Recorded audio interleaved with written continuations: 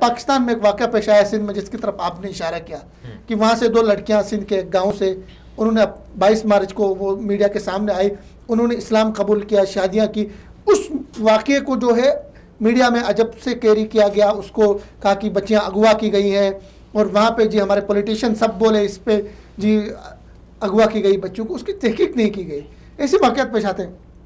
پہلے تو ہم ان بچوں کا جو میڈیا پہ انہوں نے بیان دیا، چونکہ ابھی وہ لڑکیاں آج انہوں نے کورٹ میں گئی، انہوں نے کہا کہ ہمیں تحفظ فراہم کیا جائے، چونکہ ہمارے اپنے ورثاء کی طرف سے اور وہاں کے سندھ کے وڈیرے اور پولیس کی طرف سے ہمارے لیے خطرات ہے، کیونکہ سندھ میں بیٹھا زرداری کا پٹھا یہ بلاول بیٹھا ہے، اور وہ تو ان کی عبادت گاہوں میں جا کے سب کچھ کرتا رہا، وہ کس طرح کا ذہن کا آدمی سب کو بتایا. یہاں پہ پہلے وہ ویڈیو ہم چلائیں گے، پھر اس پہ بات کر لیں گے. پروڈیوسر صاحب پلیز پلے کر.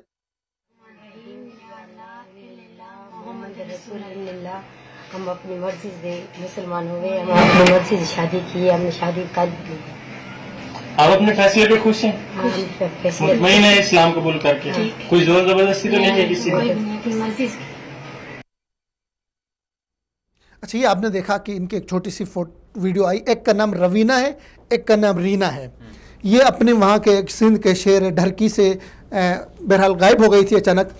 پھر وہ سامنے آئی، انہوں نے کہا کہ ادھر کے قریب کے ہی سندھی 2 لڑکوں سے انہوں نے شادیاں کی. اس سے پہلے انہوں نے اسلام قبول کیا. ان کی پوری ویڈیو میں نے دیکھی ہے، نیٹ کے اوپر جا کر بھی ویڈیو موجود ہے کہ انہوں نے کہا کہ ہم اسلام کے حوالے سے پہلے سے تحقیقات کر رہے تھے، پڑھ رہے تھے، ہم اپنی رضا اور رغبت کے ساتھ ہم نے اسلام قبول کیا، اپنی پسند کی شادی کی. ابھی ہماری جان کو خطرہ ہے، ہمیں تحفظ فراہم کیا جائے. لیکن مصیبت یہ ہے کہ اوپر سے جو سندھ کے جو پولیس ہے وہ ان کے اوپر دباؤ ڈال رہی ہے کہ واپس ہندو ہو جائے.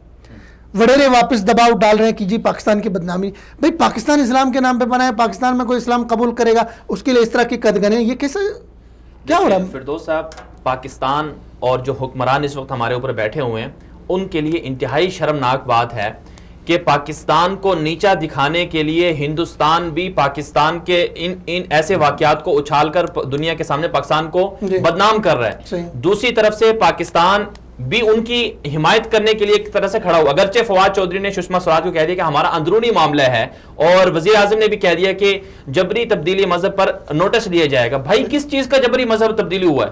جبرن کون تبدیل کرتا ہے؟ جب وہ خود کہہ رہی ہیں، آپ وزیر اعظم ہیں پاکستان کے بغیر، آپ پاکستان کے وزیر اعظم ہیں، آپ دوسروں کا بیانیہ ماننے کے لیے تیار بیٹھے ہوئے ہیں. دوسرے اگر کہیں گے تمہارے ملک میں دہشت گرد ہے، تم اس کو تسلیم کر لو گے کہ تمہارے ملک میں دہشت گرد ہیں.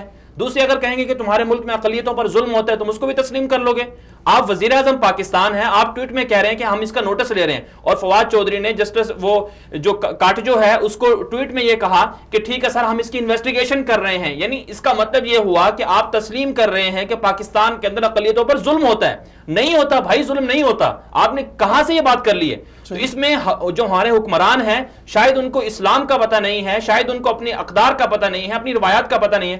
آپ انڈیا کی بات لے لیں، انڈیا کی مثال لے لیں. سشما سوراج کو یہ کہنا چاہیے تھا کہ جناب 2014 میں ضلع اتر پردیش، جو آپ کی ریاست ہے ریاست اتر پردیش، اس کا ایک ضلع ہے خوشی نگر، وہاں پر 100 سے زائد لڑکیوں کو، مسلمان لڑکیوں کو ہندو مذہب میں تبدیل کر کے ان کی شادی کروا دی گئی. پھر 2015-2016 میں 150 سے زائد لڑکیاں ایک سال میں ہندو تھی، ان کو انہوں نے مسلمان تھی، مسلمانوں کو ہندو بنا کر جو ہے ہندو سے شادی کی گئی. وہاں پر مظالم ہو رہے ہیں، وہاں پر یہ واقعات ہو رہے ہیں. دوسری طرف سے آپ تسلیم کر رہے ہیں کہ ہمارے ہاں ایسا ہو رہا ہے.